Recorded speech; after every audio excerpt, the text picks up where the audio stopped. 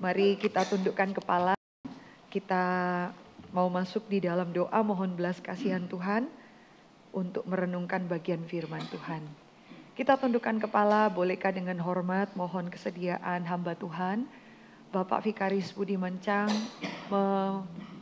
memimpin kita dalam doa, mengarahkan hati kita untuk siap mendengarkan firman Tuhan. Mari kita berdoa. Ya Tuhan.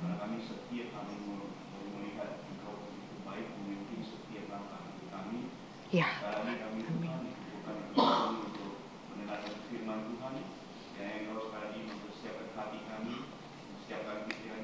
Ya Bapak. Terima kasih Tuhan bicara kepada kami. Ya Tuhan. Hambamu ya Tuhan, mercy akan menyampaikan suaramu ya Tuhan. Kiranya Engkau yang memimpin beliau sehingga apa yang disampaikan hanyalah berasal dari hatimu saja. Ya Tuhan. Terima kasih Tuhan, kami menggunakan firman Tuhan hanya di dalam nama Tuhan Yesus Kristus kami berdoa. Amin. Amin.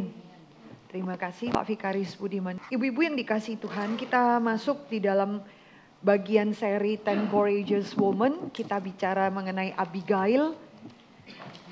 Boleh tampilkan PPT-nya saja ya Pak. Ini bagian yang cukup panjang, tapi saya mohon kesediaan ibu-ibu untuk boleh baca bersama-sama. Mari kita buka bagian firman Tuhan. Oke. Terlewatkan. 1 Samuel pasal 25 ayat yang kedua sampai 42 ya. 1 Samuel pasal 25 ayat 2 sampai 42 kita bacanya bergantian ya. Saya baca, mohon bapak-bapak dalam ruangan ini ayat kedua, ibu-ibu semua saya, begitu seterusnya. Saya, bapak-bapak, seluruh ibu-ibu, begitu ya tiga kelompok ini ya. Kita langsung masuk ayat kedua karena ayat 1 itu, dan matilah Samuel, seluruh orang Israel berkumpul meratapi dia, menguburkan dia di rumahnya di Rama, dan Daud berkemas lalu pergi ke padang gurun Paran. Daud melarikan diri ya karena kembali dikejar-kejar oleh Saul. Ayat 2. Ketika itu ada seorang laki-laki di Maon yang mempunyai perusahaan di Karmel. Orang itu sangat kaya. Ia mempunyai 3.000 ekor domba dan 1.000 ekor kambing. Ia ada di Karmel pada pengguntingan bulu domba-dombanya. Bapak-bapak ya, bapak-bapak. Itu Nabal, nama istrinya Abigail. Perempuan itu bijak dan cantik, tetapi laki-laki itu kasar dan jahat kelakuannya. Dia seorang tulang kaya. Ketika didengar Daud di padang gurun bahwa Nabal sedang menggunting bulu domba-dombanya, maka Daud menyuruh 10 orang dan kepada orang-orang itu Daud berkata, "Pergilah ke Karmel dan temuilah Nabal. Tanyakanlah keselamatan atas namaku." Selamatlah engkau, selamatlah keluargamu, selamatlah segala yang Anda pegang. Baru-baru ini aku mendengar bahwa engkau mengadakan pengguntingan bulu domba. Adapun gembala-gembalamu yang ada dengan kami, tidak kami ganggu dan tidak ada sesuatu yang hilang daripada mereka selama mereka ada di Karmel.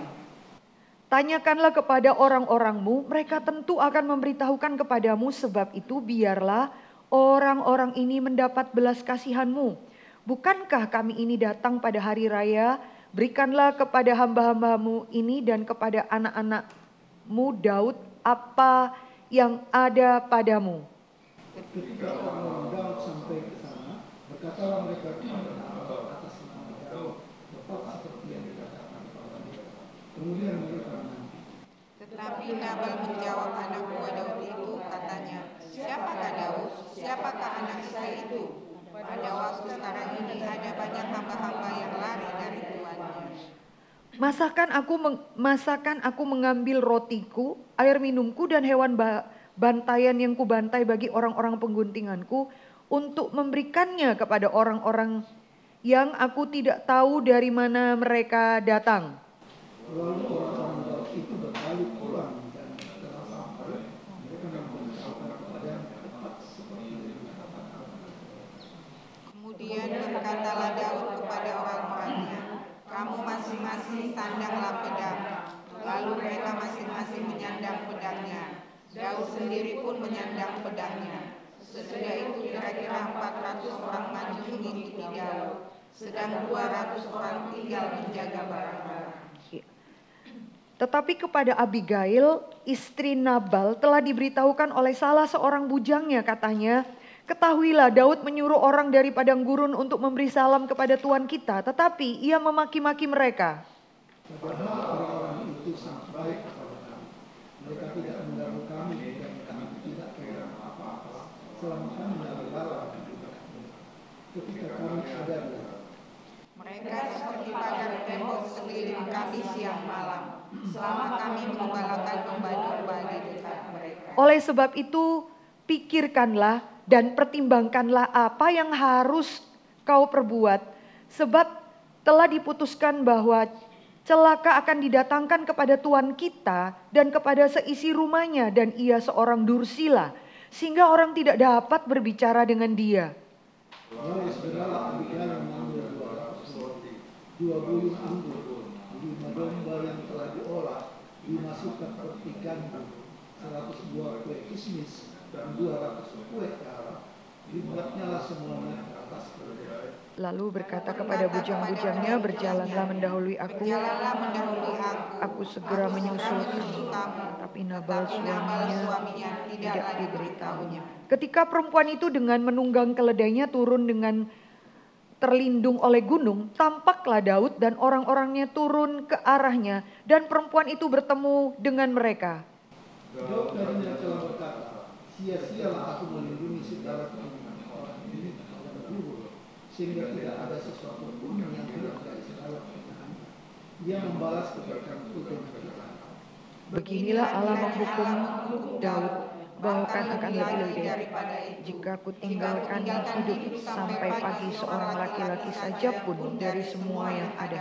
Ketika Abigail melihat Daud, segeralah ia turun dari atas keledainya lalu sujud menyembah di depan Daud dengan mukanya sampai ke tanah. Ia sujud pada kaki Daud serta berkata, "Aku sajalah ya Tuanku yang menanggung kesalahan itu. Izinkanlah hamba-Mu ini berbicara kepadamu dan dengarkanlah perkataan hamba-Mu." Janganlah kiranya Tuanku mengindahkan Nabal, orang dursila itu, sebab seperti Nabal namanya dan orang bebal.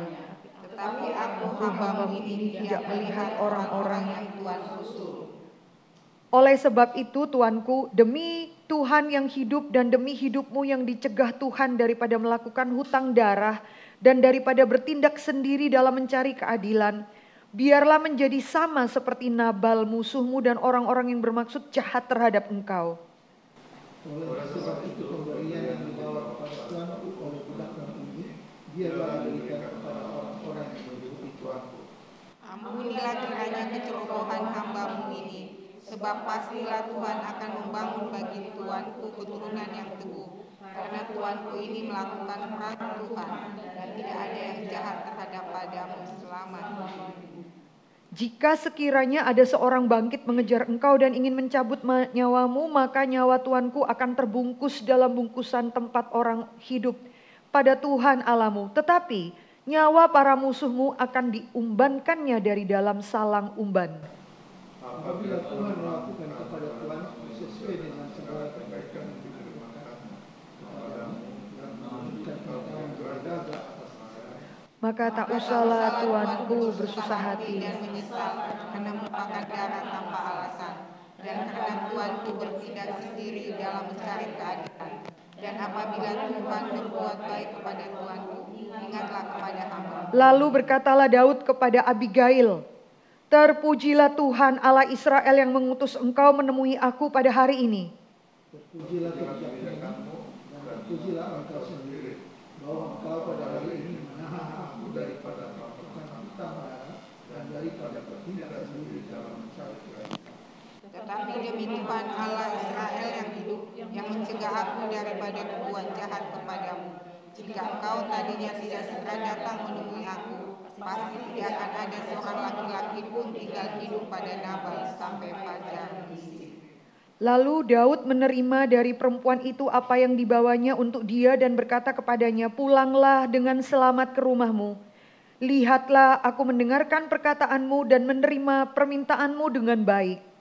Sampailah Abigail kepada Nabal, dan tampak Nabal menghadap 4 jamuan gitu, seperti perjalanan di atas. Nabal yang berdiri dan mabuk sekali, sebab itu tidak pernah menciptakan perempuan itu apapun kepada sampai pada Tetapi pada waktu pagi ketika sudah hilang mabuk Nabal itu, diceritakannya lah kepadanya oleh istrinya segala perkara itu. Lalu terhentilah jantungnya dalam dada dan ia membatu. dan kira-kira 10 hari sesudah itu Tuhan memukul Nabal sehingga ia mati.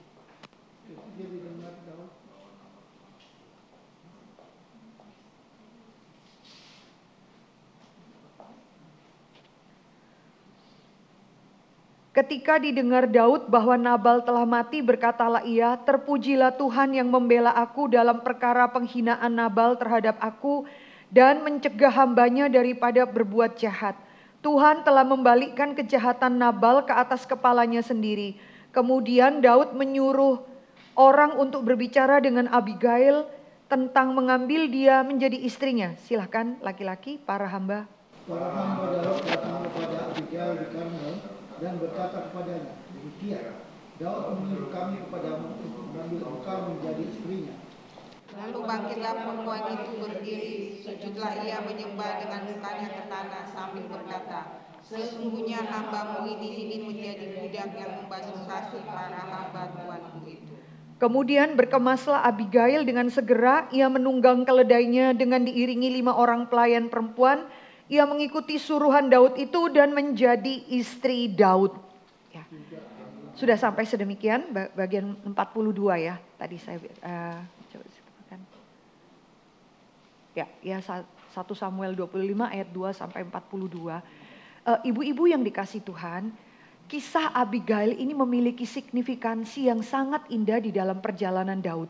Dia menjadi istri yang ketiga, dia melahirkan anak kedua bagi Daud, Kileab atau dikenal dengan nama Daniel dalam catatan bagian yang lain.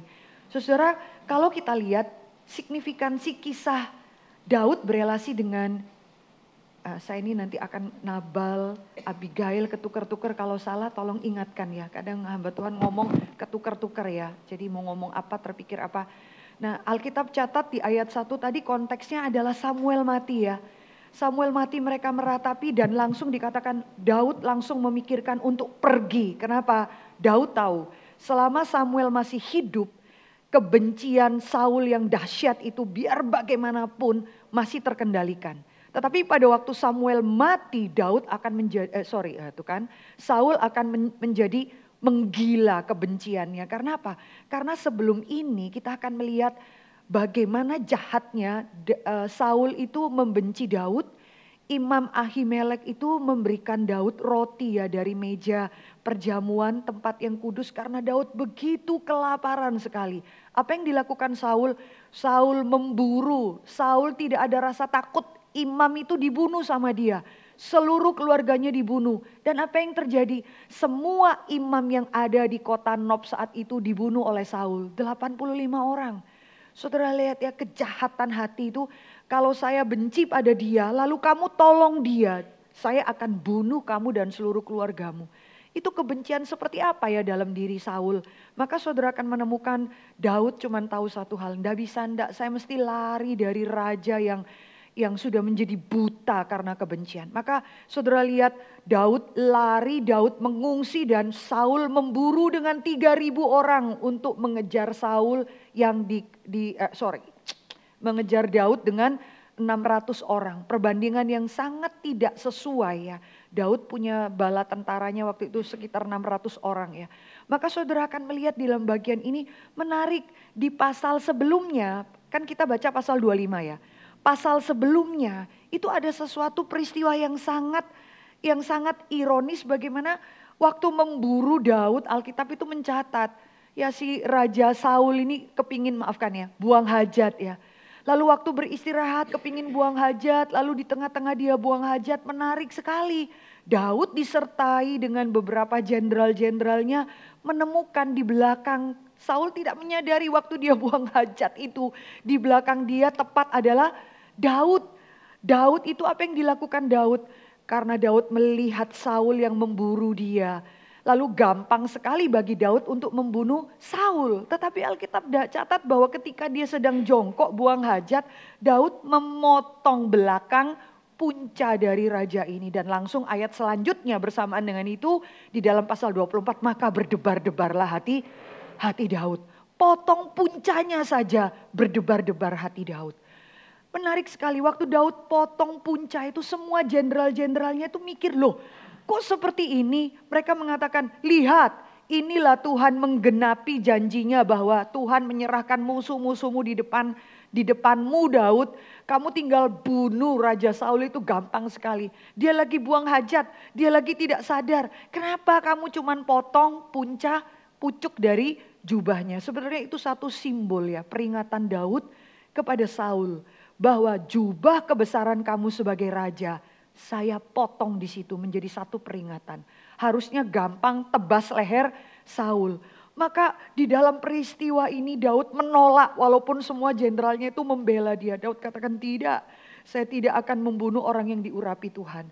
Maka setelah itu dengan lucunya Saul pulang kembali ke kubu pertahanannya dengan 3.000 tentaranya. Dan dari ujung yang jauh sana. Kenapa? Karena waktu Daud berteriak, Saul itu nggak dengar. Yang mesti menerjemahkan itu para pengawalnya. Daud angkat punca yang dia potong itu. Lalu dia berseru apa? Dia memanggil Saul itu dengan sebutan ayahku. Menarik ya. Dia panggil siapa Saul itu dengan katakan ayahku. Ya, dia panggil dengan sebutan apa ya? Papa, bapakku. Ya, padahal Saul tahu sekali bahwa saya ingin mematikan kamu. Tetapi yang dipikirkan Daud di tengah-tengah pelarian itu adalah bukan menunjukkan ini loh, kamu itu berutang nyawa pada saya. Harusnya saya bisa matiin kamu. Tapi lihat, saya berbaik hati padamu. Poinnya bukan di situ loh Bapak Ibu Saudara. Daud sama sekali bukan menunjukkan dia lebih hebat daripada Saul. Saul itu berhutang kebaikan pada dia. Dia berjasa, tidak. Yang dipikirkan Saul itu cuma satu. Bagaimana hati Saul yang penuh dengan kebencian itu diubahkan Tuhan. Poinnya di situ. Sehingga dengan baik dikatakan ayahku lihatlah. Ya, lalu dia katakan satu kalimat, nanti Bapak Ibu baca di rumah ya. Saya terharu sekali saat teduh waktu membaca bagian itu tadi pagi. Waktu Tuhan ingatkan bagaimana Daud itu berkata, kenapa Raja Israel itu keluar ke padang gurun memburu siapa? Memburu anjing dan kutu. Itu kata Daud. Daud di hadapan Saul, Daud menyebut dirinya sebagai anjing mati dan kutu. Daud mau mengatakan, kamu itu raja besar. Ngapain kamu mengejar-ngejar saya yang cuman anjing mati, yang cuman kutu. Saudara, cinta kasih Daud yang begitu besar itu mempesona Saul. Saul ketika melihat lalu ke belakang, ternyata apa? Jubahnya koyak. Benar yang kata Daud katakan, ternyata koyakannya itu ada di tangan Daud. Ketika Saul yang hatinya penuh dengan kebencian, tangannya berlumuran darah membunuh imam-imam Tuhan saat itu. Maka ketika melihat cinta kasih Daud itu, kasih sayang Daud dan pengampunan Daud itu membuat Saul itu melihat Tuhan. Saul terpesona, terlepas kemudian dia masih benci lagi dengan Daud. Tetapi momen itu krusial Bapak Ibu Saudara. Daud katakan, sudahlah Raja Israel, kamu tidak perlu mengejar anjing mati dan kutu. Coba saudara lihat ya, di dalam 1 Samuel pasal 24 ayat yang ke-15. Tolong satu deh yang baca, kita saya enggak perlu. Yang sudah dapat langsung segera baca.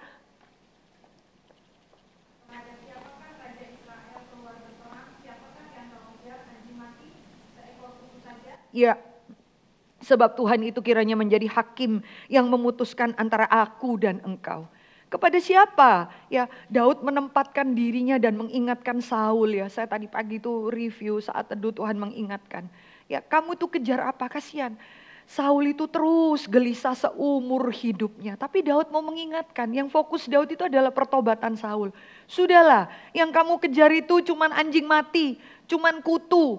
Bagi Saul berhalanya itu cuman satu, bagaimana mematikan Daud. Tapi Daud katakan percuma. Kamu kalau kejar berhala itu percuma. Karena kemarin saya baru khotbah berhala dalam hatimu ya. Percuma, berhala itu omong kosong. Ya berhala itu terus memberikan kekecewaan dalam hati kita. Berhala itu tidak bisa membahagiakan. Berhala itu penipu, percuma. Kamu pun bisa bunuh saya, tetap kamu tidak akan berbahagia. Maka Daud mengingatkan kita itu, saya kadang-kadang evaluasi diri ya. Kemarin habis khotbah.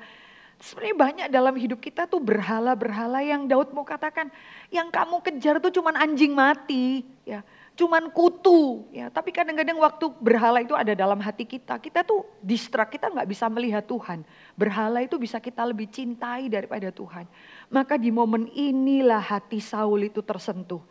Kasih sayang orang yang dia benci itu meremukkan hati dia. Maka Alkitab katakan apa? Menangislah Saul. Ya, ayat yang ke-17 tolong Bu Duma baca untuk kita. Setelah Daud selesai dibuka ya Alkitabnya selama saya menyampaikan firman Tuhan. Setelah Daud, tadi 24 backgroundnya ya Bu. Setelah Daud selesai menyampaikan perkataan itu kepada Saul, berkatalah Saul, suaramu kan itu ya anakku Daud, sesudah itu dengan suara nyaring menangislah Saul. Katanya kepada Daud, engkau lebih benar daripada aku, sebab engkau telah melakukan yang baik kepadaku, padahal aku melakukan yang bersama-sama telah kau tunjukkan pada hari ini betapa engkau melakukan yang baik padaku. Walaupun Tuhan telah menyerahkan aku ke dalam tanganmu, engkau tidak membunuh aku. Kita akan melihat bahwa jenderal-jenderal Daud itu menghina Saul karena mereka tahu ini sebenarnya gampang sekali Daud matikan. Tapi menarik, Saul juga tahu bahwa Tuhan sudah menyerahkan dia ke dalam tangan Daud. Saul yang mengatakan itu dan menarik sekali Saul menangis dan katakan anakku, lalu dia memakai istilah Daud. Daud panggil dia papa, dia sebut Daud sebagai anakku. Saudara lihat ya cinta kasih yang saudara tampilkan kepada orang-orang yang membenci saudara. Itu bersinar begitu terang dan merubahkan hati mereka. Ya saya satu poin ini yang saya gumulkan ya. Kehadiran kita itu apakah memancarkan belas kasihan Tuhan. Sehingga orang-orang itu sungguh-sungguh melihat kamu yang benar. Tuhan itu ada dalam diri kamu, bukan dalam diri saya. Dan ternyata Tuhan menyerahkan saya ke dalam tangan kamu. Cinta kasih itu. Tapi saudara melihat ya, itu pasal 24. Bagaimana Daud memperlakukan dengan baik orang yang ada di atas dia. Tetapi apakah kemudian Daud seumur hidup terus hatinya penuh cinta kasih, belas kasihan. Masuk kepada pasal 25, klik langsung berubah semua bukan? Perubahannya apa? Daud tidak bisa terima ketika Nabal menghina dia. Ingat baik-baik Bapak Ibu-Ibu yang dikasih Tuhan, kebenaran firman Tuhan kita belajar signifikansi kisah Abigail ya.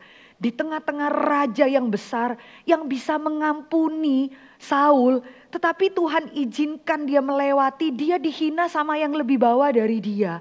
Dia tidak bisa mengampuni. Maka Tuhan kirimkan seorang perempuan cantik dan bijaksana untuk intervensi. Dan Tuhan pakai perempuan ini untuk mencelikkan mata Daud. Melihat belas kasihan Allah. Jangan sombong Bapak Ibu Saudara. Saat ini tuh kita bisa seolah-olah baik mengampuni orang. Orang puji kita. Aduh aku belajar dari hidupmu itu ya Ibu Sri. Orang yang hatinya tuh generous, limpah. Saudara perhatikan apakah kerohanian kita tuh pasti selalu stabil seperti itu. Tidak loh Bapak Ibu Saudara. Sometimes satu kali stabil, satu kali kita tuh bisa jatuh loh. Satu kali kita bisa terpuruk. Kita sungguh butuh anugerah Tuhan setiap kali. Tidak ada dari antara kita itu yang konsisten kerohaniannya selalu baik. Enggak Bapak Ibu Saudara. Sebagian dari antara kita pada waktu sakit, waduh, pada waktu kesusahan, pada waktu suamimu sakit, anakmu sakit, gak ada uang. Tuhan segala-galanya. Tuhan berkati, kalau Tuhan beri kesembuhan Tuhan, saya pasti akan melayani Tuhan. Enggak saudara, sembuh, diberkati Tuhan, langsung jeblok ke bawah. Tidak ada di antara kita tuh yang terus stabil. Kita perlu Tuhan itu belas kasihan Tuhan, kata ratapan selalu baru setiap hari menopang kita. Kalau Tuhan tidak topang kita, hancurlah kita. Maka Bapak Ibu Saudara, umat Allah itu terus berulang-ulang diajar. Daud apakah tidak tahu bahwa Saul butuh pengampunan? Tahu.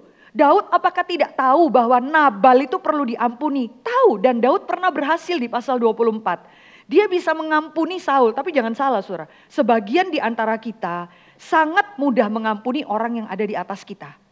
Ya, kalau bosmu buat salah, pendetamu buat salah, setiap kita ketemu dengan Pak Tong, dia melakukan misalnya salah atau apa, kita gampang, kenapa? Dia di atas kita. Ya, coba kalau itu pembantumu, coba kalau itu Andris, coba kalau itu di luar orang yang menurut saudara strata itu ada di bawah saudara. Kita bisa lebih kejam loh. Makanya cek dalam kehidupan kita itu bagaimana kamu memperlakukan baik orang yang di atas atau di bawah. Kita ngomong sama orang yang di atas kita, bos kita, oke bu, oke, ya, dia belum selesai ngomong pun kita sudah iya. Sama tukang parkir, sama pembantu kita di rumah, wah kita bisa jahat, bisa kejam. Tapi saudara melihat umat Tuhan, we need that Bapak Ibu Saudara. Kita perlu diulang-ulang setiap hari untuk mengingat kasih karunia. Gak ada bosan-bosannya. Ya ada orang tuh sampai katakan pada saya ikuti seri khotbah ibu ya. Selalu ada poin kasih karunia. Saya sendiri gak sadar. Itu lu ulang-ulang terus. Ya kira-kira demikian yang dia katakan. Itu poin itu selalu ada, mau ngomong topik apa. Saya pikir, loh saya sendiri gak aware ya. Tapi saya cuma mau mengatakan that's it Bapak Ibu Saudara. Sampai kita mati tuh hati kita tuh seperti rumah. Yang gak bisa disapu satu kali lalu selama setahun semuanya bersih. Gak bisa. Tiap hari dibersihkan, diulang-ulang terus. Bapak Ibu kemarin saya pulang ke Surabaya bertemu dengan para sahabat dari pagi sampai malam. Prinsipnya cuma satu, ngomong. Nggak ngapa-ngapain, ngomong, makan, bicarakan tentang kebaikan Tuhan. Dan selama ngomong itu ada satu orang mengatakan, saya belajar dari hamba Tuhan ini, itu berkat di tengah-tengah pandemi. Saya bilang, you are so blessed. Ya, belajar dari berbagai hamba Tuhan yang baik di gerakan Reform ini. Dan dia katakan apa? Saya selalu kepingin dengarkan hamba Tuhan ini karena saya kepingin lihat yang baru. Betul Bapak Ibu Saudara, kita tuh di gerakan Reform hampir semua itu kita menemukan orang haus. Cenderung dia katakan, gua kayak adiktif deh Ci. Maksudnya apa? Kepingin dah, oh ini baru nih. Ini Pak Jetro ngomong gua gak pernah denger, Pak Billy pun gak pernah bahas ini. Oh ini bagus, ini terus kepingin baru. Orang itu jadi kayak kecanduan ya. Selalu prinsipnya kalau mau denger hamba Tuhan, kamu bisa kasih saya sesuatu yang baru gak? Saudara ingat ya, di dalam Injil itu membebaskan kita. Tidak selalu kita mendapat yang baru. Seringkali kita menemukan Injil itu diulang-ulang. Kasih karunia itu diulang-ulang. Kebenaran itu diulang-ulang. Di planet bumi ini kata pengkhotbah tidak ada yang baru. Kenapa? Karena memang Anda dan saya itu perlu diulang-ulang Bapak Ibu Saudara. Perlu diingatkan, kita datang kebaktian itu bukan mengisi knowledge kita untuk kepingin cari sesuatu yang baru. Lalu kemudian kita habis ngeluarin catatan dan kita menemukan, iya gua udah ngeluarin catatan kagak ada yang bisa dicatat. Kenapa? Gak ada yang baru dari dia. Saudara tahu tidak, Injil itu tidak demikian. Injil itu mengulang yang lama, berkali-kali, terus-menerus. Yaitu apa? Kamu dan saya sampai mati membutuhkan Tuhan. Gak ada yang lain. Semua hamba Tuhan akan pakai mimbar, mengulang yang sama terus-menerus. Kalau dia tidak mengulangin itu, khotbah itu kemungkinan besar sudah gagal. Dia akan mengulangi terus-menerus entah lewat semua tokoh pintu yang manapun. Tapi kebenaran yang diulang-ulangi adalah apa? Kamu dan saya itu cuma orang-orang yang diampuni. Kita membutuhkan Tuhan. Kita membutuhkan diubahkan oleh Tuhan. Kebenaran yang bukan hanya baru dalam otak kita. Tapi kebenaran lama. Saudara kita butuh Tuhan itu suatu pengetahuan yang baru enggak? Enggak. Yang lama. Tapi terus diulang-ulang, berulang kali. Perjalanan hidup Daud terus diulang. Kamu yang kemarin sudah menang secara rohani. Kamu kira dengan kemenangan rohani mengampuni Saul. And then it is enough membuat kamu berjalan kemudian bisa mengampuni siapa saja. Enggak bisa. Diulang lagi. Dan sekarang Tuhan kirim Abigail. Untuk mengingatkan Daud mengenai kasih karunia. Kamu kemarin bisa mengampuni yang di atas kamu. Sekarang kamu mengampuni orang yang di bawah kamu. Itu perlu enggak? Perlu diingatkan, kalau dulu Daud menghadirkan kemuliaan Tuhan, belas kasihan di depan Saul. Tetapi sekarang dia membutuhkan orang lain untuk menghadirkan belas kasihan Tuhan.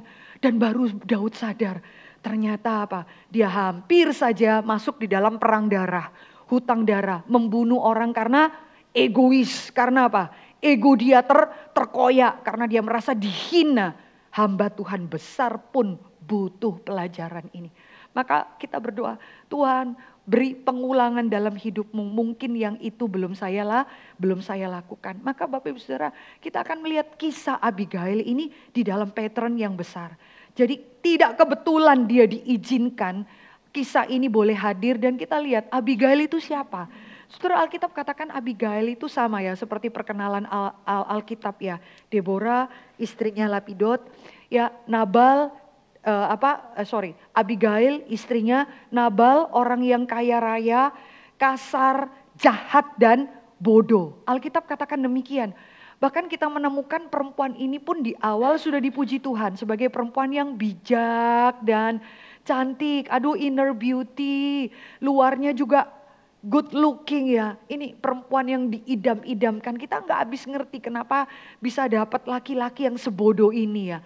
Kemungkinan pernikahan karena pertemuan atau apapun kita nggak tahu ya Bapak Ibu Saudara. Maka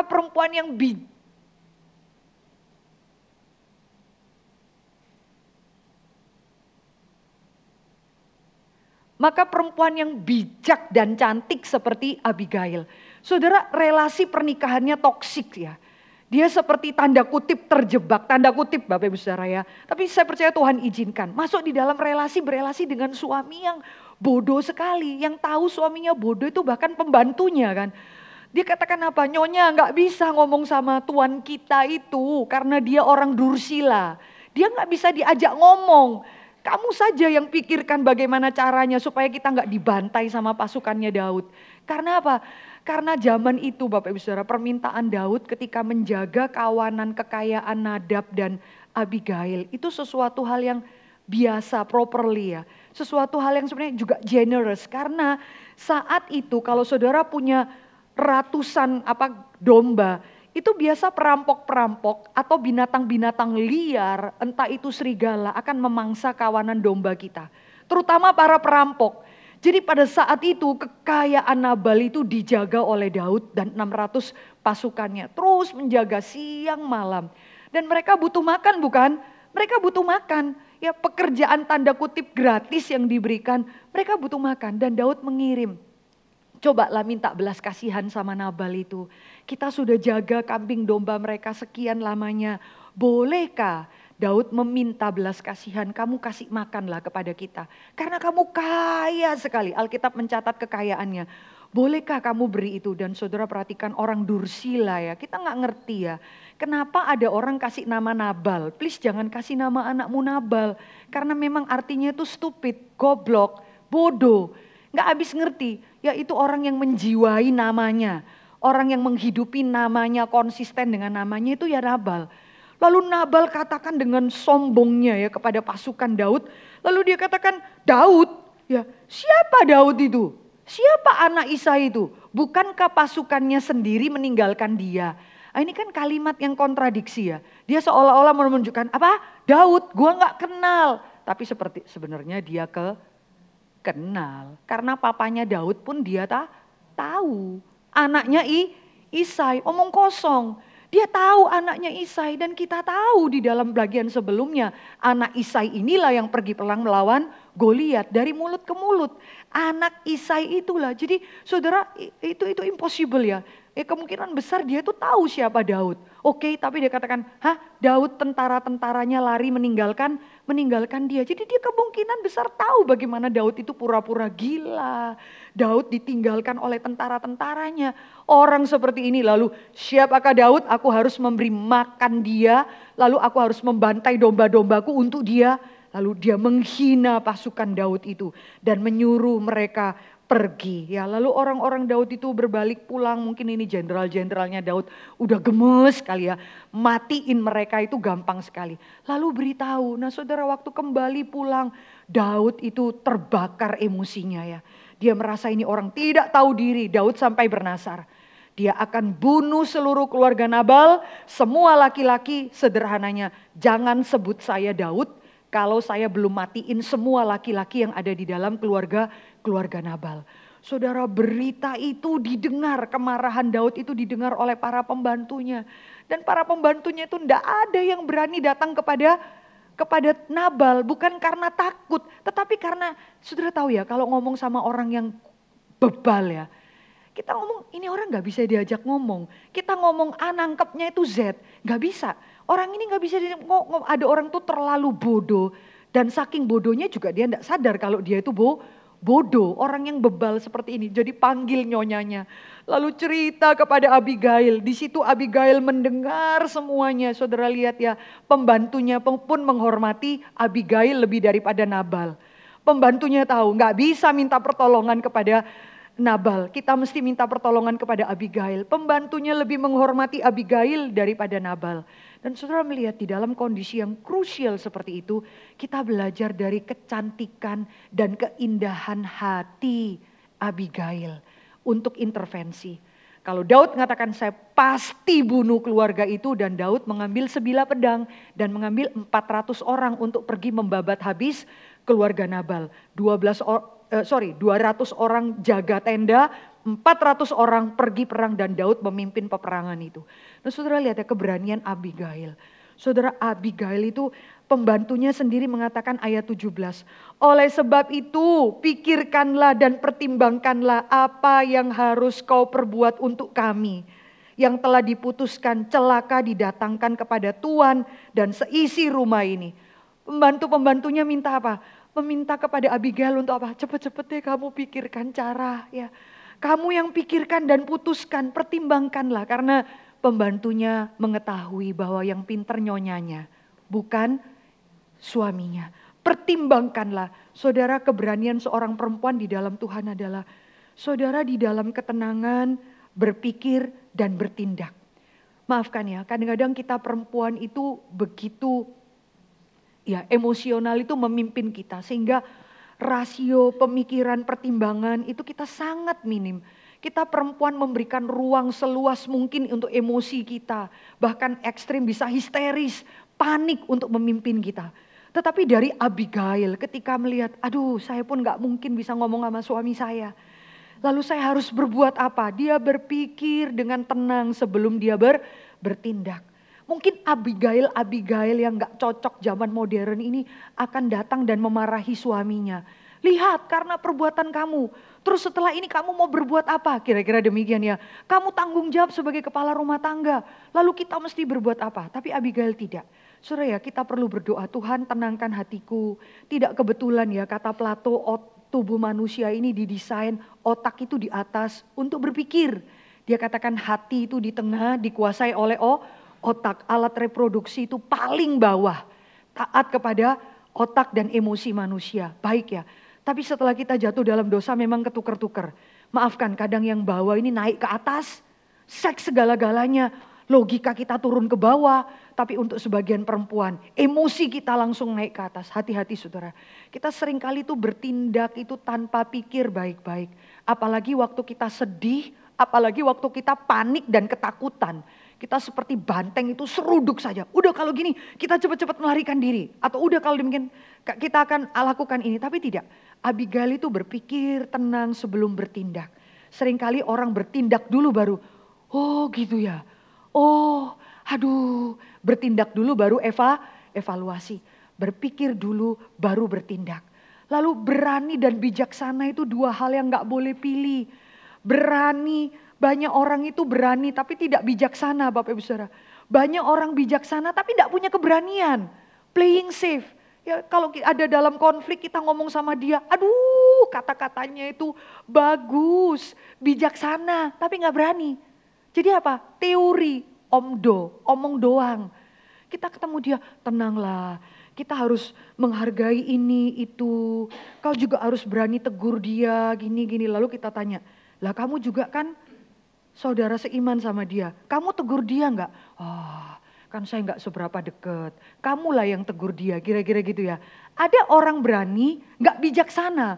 Ngomong dulu, tapi kata-katanya tidak mengubahkan orang. Tapi ada orang-orang itu yang kita tahu sebenarnya orang ini bijaksana. Tapi playing safe. Takut cari aman. Ya sudahlah biarlah. Enggak mau dilihat orang jelek. Tapi kita akan melihat Abigail ini luar biasa. Keindahannya itu berani dia dan bijaksana. Dan keberaniannya itu betul-betul khas seorang perempuan. Dia juga tidak membayar pasukan untuk melawan Daud.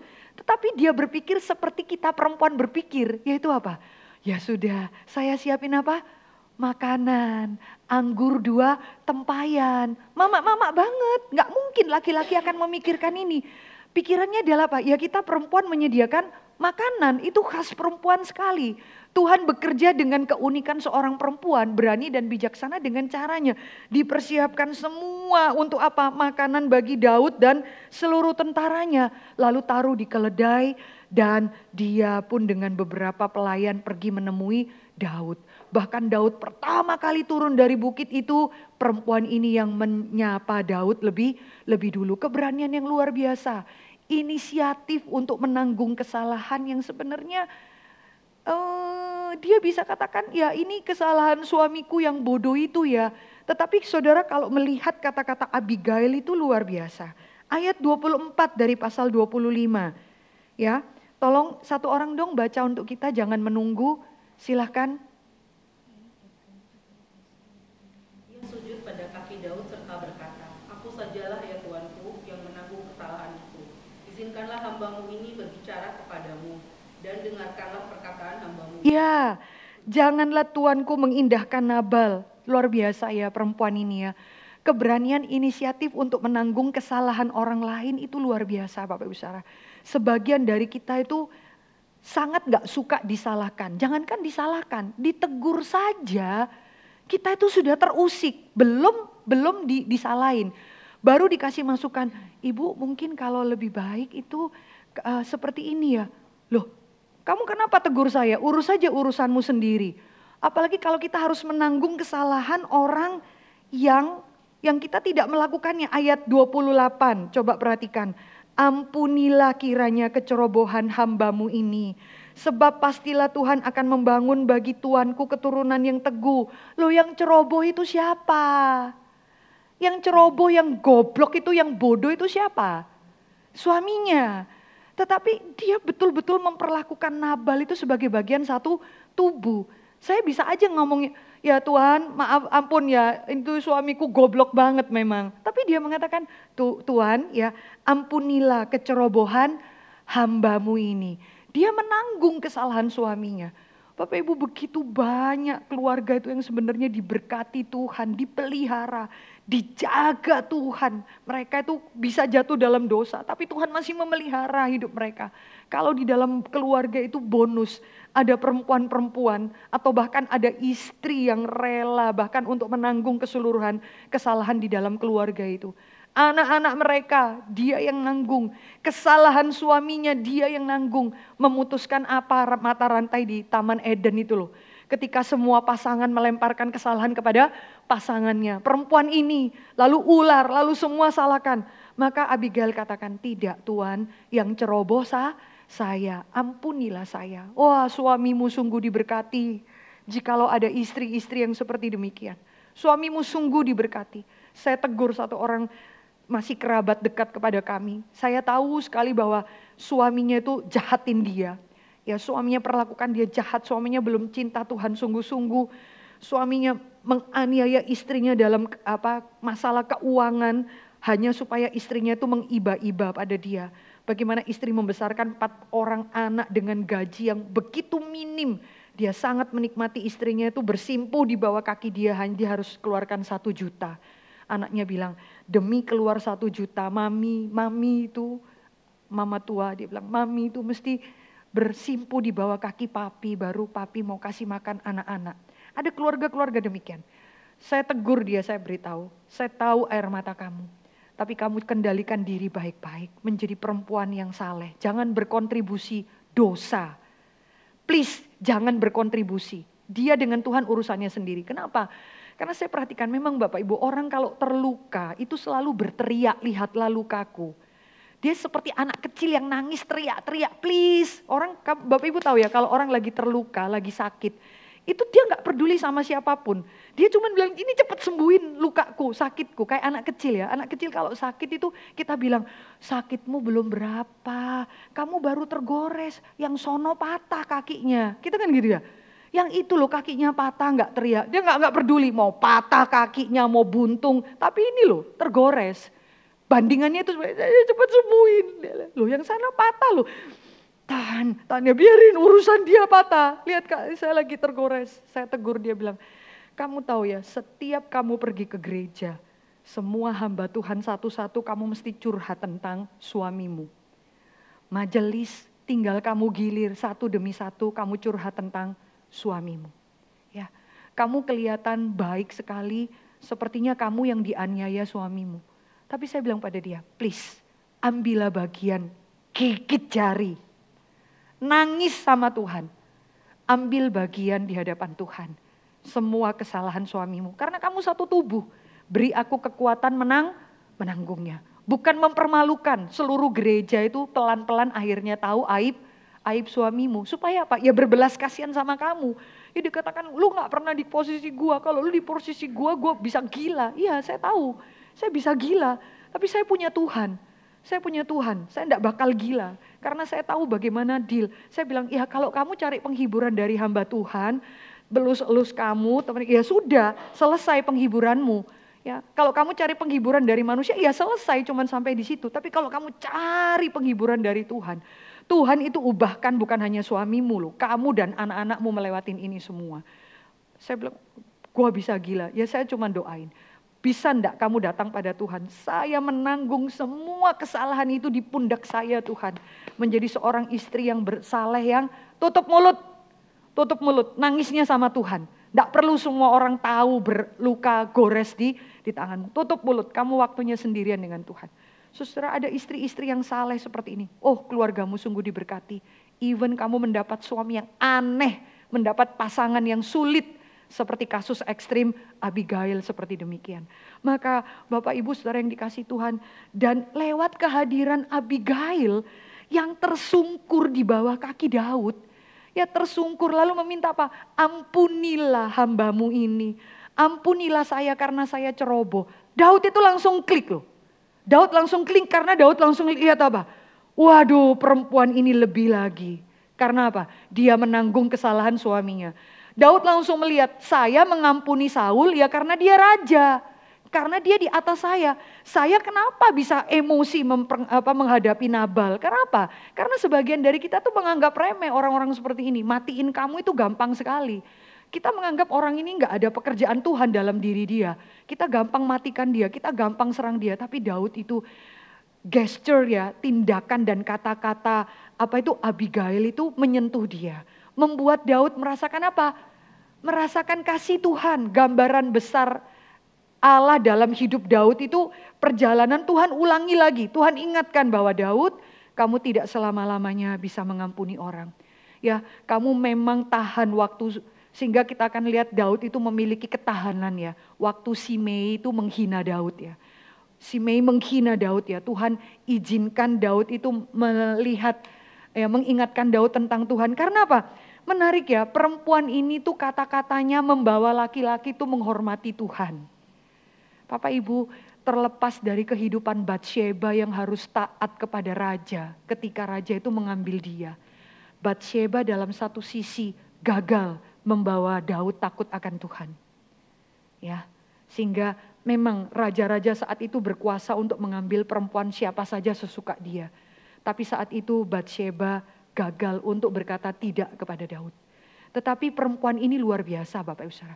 Abigail itu mengatakan, Daud jangan balas dendam pada suamiku. Karena kamu itu raja besar dan kamu ini perang melawan perangnya Tuhan, bukan perang manusia. Menarik ya, dia ingatkan kepada pekerjaan Tuhan. Please Daud, jangan ambil yang receh. Jangan ambil yang receh. Kamu ini bukan perampok. Bukan perompak yang jarahin orang. Kamu itu bukan orang yang marah, bunuh, matiin, ambil harta dia. Bukan. Kamu itu masuk di dalam perangnya Tuhan. Coba saudara perhatikan ya. Kalimat-kalimatnya dia. Di mana ya? Di bagian mana ya? Ya silahkan baca untuk setiap kita.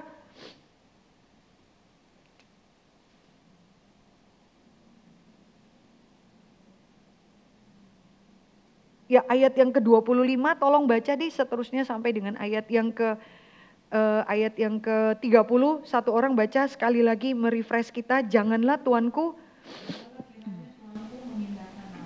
orang dursila itu sebab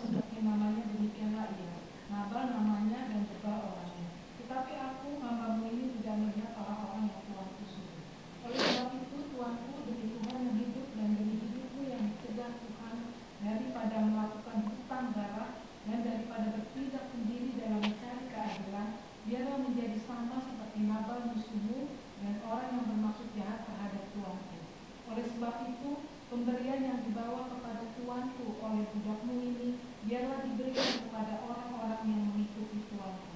Ampunilah kiranya kecerobohan hambamu ini, sebab pastilah Tuhan akan membangun bagi tuanku keturunan yang teguh. Dan karena tuanku ini melakukan perang Tuhan, dan tidak ada yang jahat terdapat padamu selama hidupmu.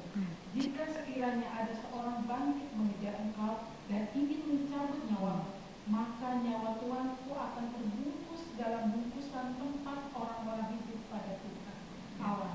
Tetapi nyawa pada musuhmu akan ditumbangkannya dari dalam salah pemban. Apabila Tuhan melakukan kepada tuanku sesuai dengan segala kebaikan yang difirmankannya kepadamu dan menunjuk engkau menjadi raja atas, maka tak usahlah lanjut. Maka tak usahlah tuanku bersusah hati dan menyesal karena menumpahkan darah tanpa alasan, dan karena tuanku bertindak sendiri dalam mencari keadilan. Dan apabila Tuhan berbuat baik kepada tuanku, ingatlah kepada hambamu ini. Abigail itu mengingatkan Daud bahwa kamu perang ini bukan perangnya kamu. Kamu perang ini perangnya Tuhan. Perempuan ini juga menghiburkan Daud. Sudahlah Tuhan, kamu tidak perlu membalas dendam. Tuhan kan janji pada kamu. Tuhan kan kasih firman sama kamu bahwa Tuhan akan memelihara kamu. Siapa yang akan berani menjadi musuhmu, Tuhan yang akan hancurkan mereka. Abigail kata-katanya sederhananya, jangan menumpahkan darah orang tidak bersalah. Jangan hutang darah. Ini perangnya Tuhan. Jangan dikotori dengan hal-hal yang seperti demikian. Dan ingatkan Tuhan pasti jaga kamu Daud. Dan kemudian ayat yang terakhir katakan apa? Tidak usah untuk menuntut pembalasan. Karena Tuhanlah yang akan berbuat baik kepada kamu. Luar biasa. Ibu-ibu, kendalikan diri kita. Jikalau kita tidak punya pasangan, kendalikan keluarga kita. Kehadiran kita itu simple. Di dalam keluarga itu, kita kalau jadi istri itu mengingatkan Tuhan. Mengingatkan pada suami kita itu Tuhan, kehadiran Tuhan. Please ya, kita bahkan menemukan istri-istri itu bahkan suaminya yang mengingatkan dia tentang Tuhan. Bukan kamu yang mengingatkan suamimu tentang Tuhan. Banyak kali itu suami yang mengingatkan kamu. Kamu tuh terlalu sibuk, terlalu ini, gak punya waktu untuk Tuhan. Kamu ini bahkan suaminya yang mengingatkan dia. Puji Tuhan, masih ada salah satu yang mengingatkan. Tapi peran besar kita sebagai seorang istri itu Tuhan taruh suara kenabian di mulut kita itu untuk mengingatkan anak-anak, mengingatkan suami kita, plan besar Tuhan. Suami kita, keluarga kita waktu mereka sedang berduka, sakit hati. Suamimu pulang ke rumah lalu cerita di kantor itu bosnya seperti ini. Ya seorang istri bilang, aduh suamiku dulu ketua di situ, jadi manajer di situ. Lalu datang anak muda baru milenial umur 30 tahun. Lalu dia jadi wakilnya di bawah. Ini anak muda songong sekali. Ya anak-anak sekarang kita lihat ya.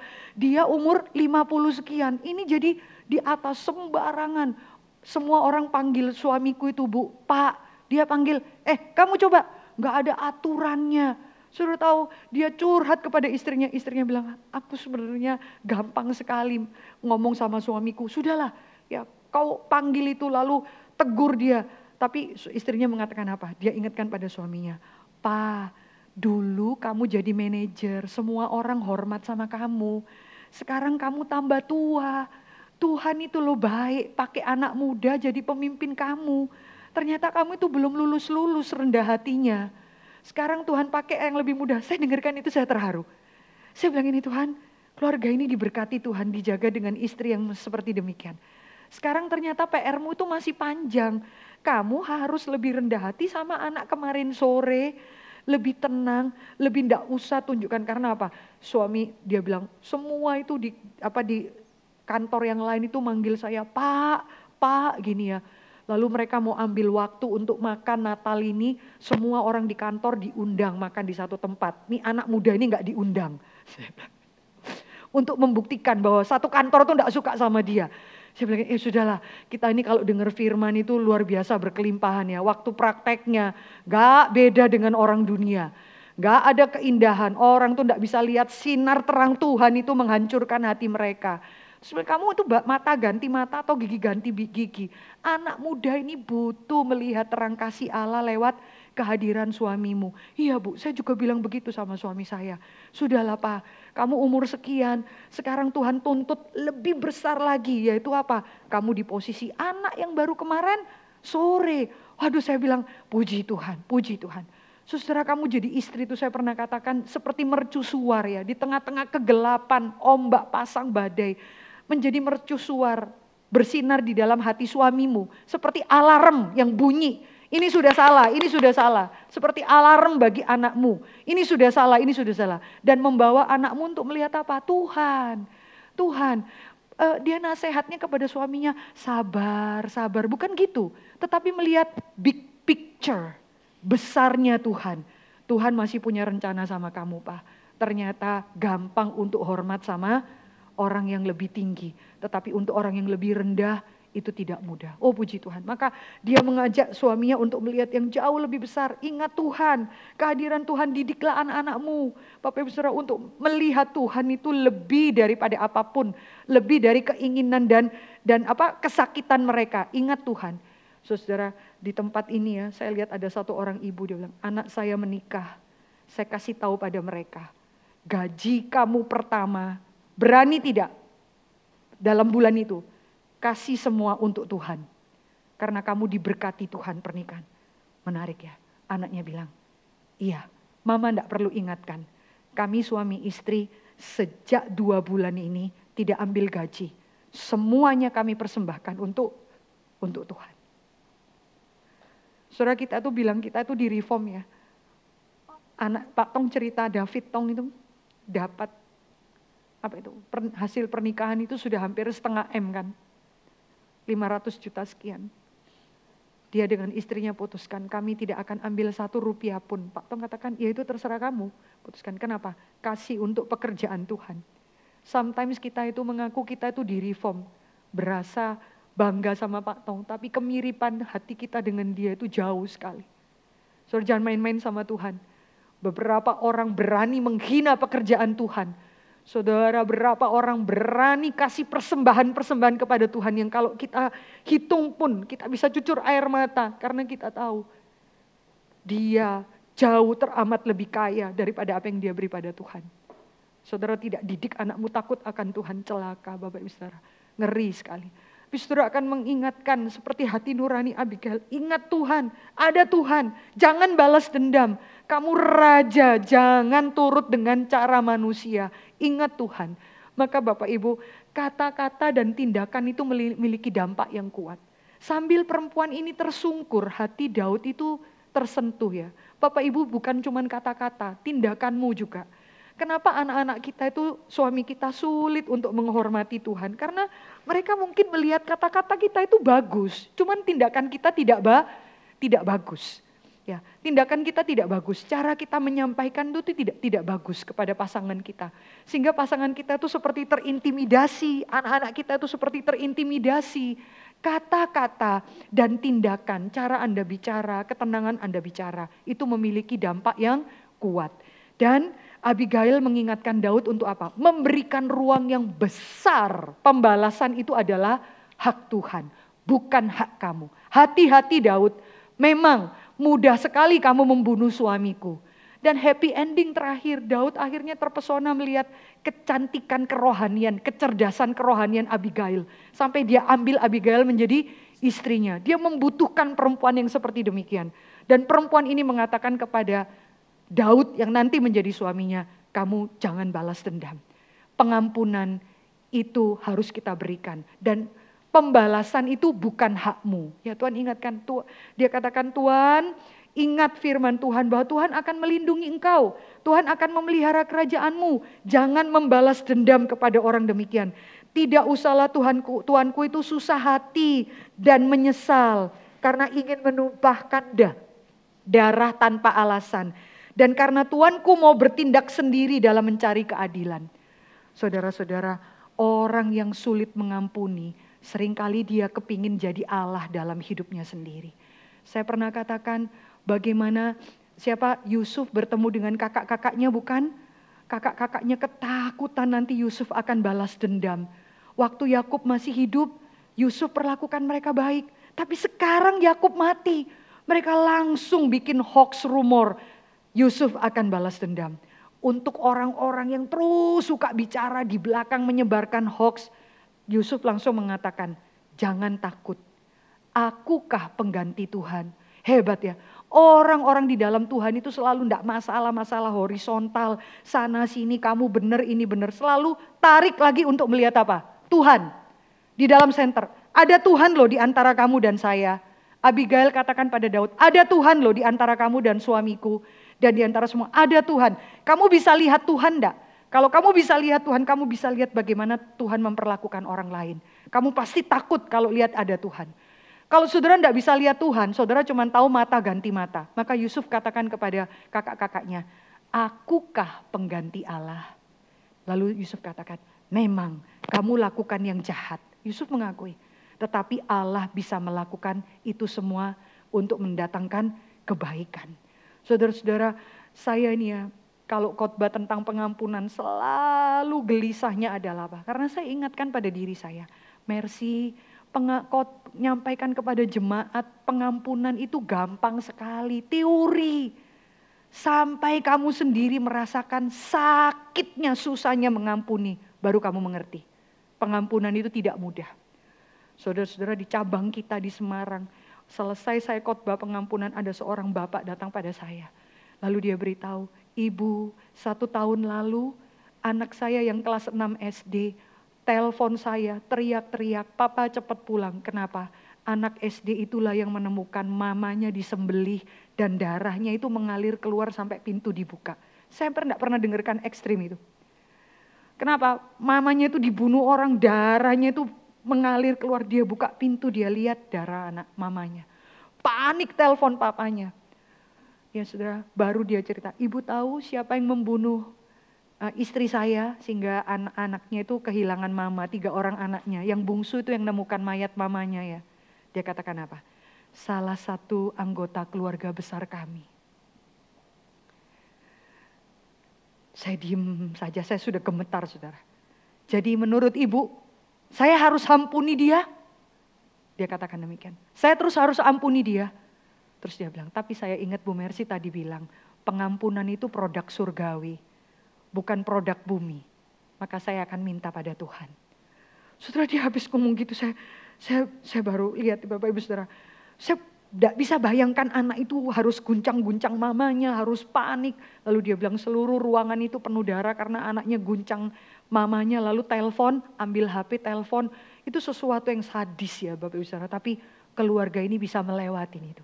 Mereka bahkan bisa mengampuni keluarga ini. Mereka datang ke keluarga yang malu itu. Mereka ternyata masalah warisan Bapak Ibu Saudara. Mengatakan bahwa kami mengampuni kamu. Ya, tapi tetap memang hukum ya. Tapi kami mengampuni kamu. Kami tidak akan mendiamkan kalian. Oh Bapak Ibu Saudara, kalau saudara baru lihat di luar kita, baru kita sadari ya, kesulitan kita mengampuni itu receh sekali. Kita tuh sulit mengampuni hal-hal yang karena dia menyakiti kita, karena dia menyinggung kita, karena dia memperlakukan kita tidak baik dan lain sebagainya. Saudara-saudara, kita akan melihat bahwa waktu kita menerima pengampunan, baru kita bisa melepaskan pengampunan kepada orang lain.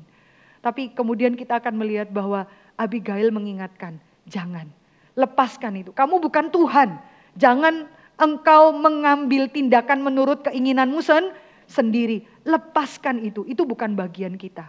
Maka Bapak Ibu Saudara, kita akan melihat ketenangan, lalu Daud itu memberikan penghormatan. Kalau terpujilah Tuhan.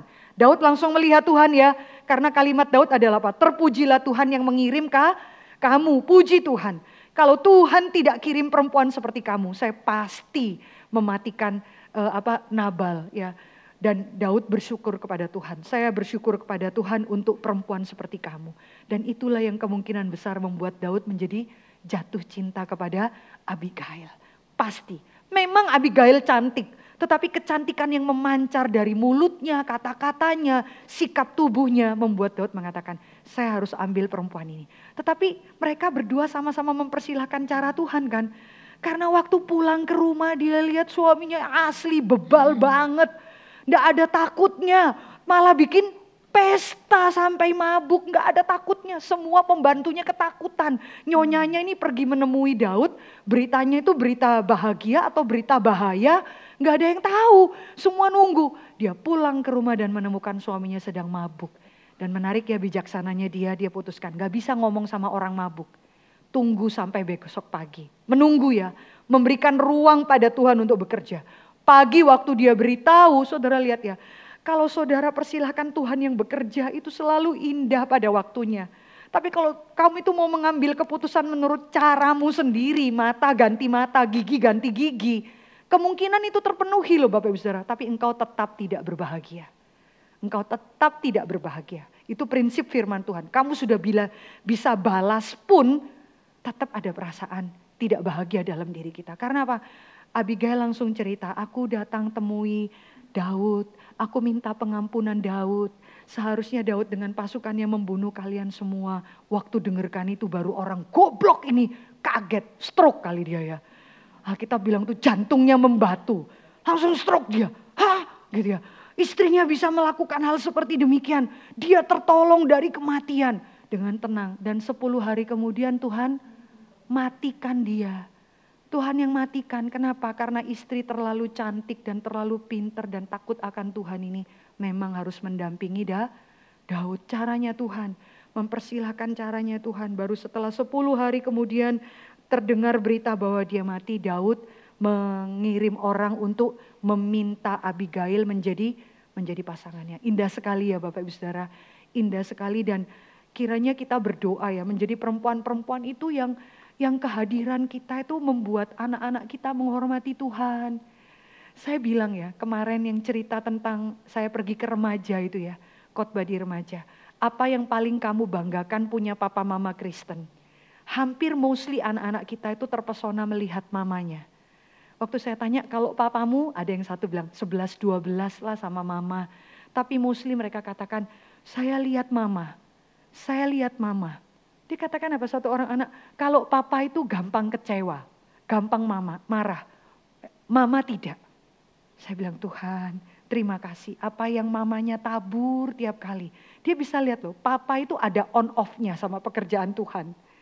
Papa itu gampang mudi, hari ini setia besok enggak. Tapi dikatakan mama enggak Bu Mercy. Dia katakan wah luar biasa. Jadi saudara lihat ya, kadang saya mau rekam kalimat mereka kemarin tapi mereka masih terlalu malu. Saya pikir kalau direkam send ke mamanya, mamamu bisa cucur air mata loh. Itu penghiburan yang luar biasa. Tapi mereka mengamati cara kamu memberikan persembahan, apakah Tuhan itu yang terutama? Cara kamu melakukan segala sesuatu, Anda bisa makan bersama-sama dengan tamu 300-500 ribu. Kamu kasih sama Tuhan berapa? Kamu ada, anakmu apa? Anakmu tidak selalu mendengarkan engkau. Tapi mereka mengamati hidup kita. Dan mereka semua 15-15-nya yang ada dalam ruangan itu, 90% katakan, saya melihat Tuhan lewat mama saya. Lewat mama saya. Yaitu kalau mama setuju, papa biasanya ngikut. Tapi mereka melihat bahwa kehadiran ibu itu membawa seluruh keluarga menghormati Tuhan. Tuhan memberkati kita Bapak Ibu Saudara. Kita doakan supaya anak melihat mana yang terutama lewat kehidup kita. Tidak kebetulan. Kiranya Tuhan memberkati kita menjadi wanita-wanita yang takut akan Tuhan. Dan keluarga kita sungguh diberkati karena kehadiran kita. Ibu-ibu yang dikasih Tuhan, kita nanti akan masuk diskusi. Tapi saya tergerak kita sama-sama untuk berdoa ya. Kita mau berlutut bersama-sama berdoa. Tahun lalu setiap tahun pada akhir November kita selalu mengambil waktu berdoa bersama-sama. Berdoa untuk pekerjaan Tuhan di tengah-tengah perayaan Natal demi perayaan Natal yang ada di GRII ataupun di seluruh cabang dan di seluruh gereja yang ada. Kita doakan hamba-hamba Tuhan melayani dengan takut akan Tuhan, khotbah mereka dipersiapkan baik-baik sehingga momen Natal itu betul-betul mendesak hati manusia untuk bertemu dengan Tuhan. Mendesak hati kita untuk berespon dengan benar dengan Tuhan. Kita doakan hal-hal ini di dalam momen Natal. Saya mengajak kita berlutut bersama-sama. Jikalau ada yang masih sulit berlutut, tidak apa-apa. Saudara duduk saja. Tetapi bagi antara kita, mari kita dengan gestur tubuh berlutut. Karena tidak kebetulan juga ya, Abigail datang dengan berlutut dan itu menjadi sesuatu hal yang menyentuh hati Daud. Mari kita datang di hadapan Tuhan, ya kita berlutut bersama-sama, kita mau menaikkan doa syafaat kita.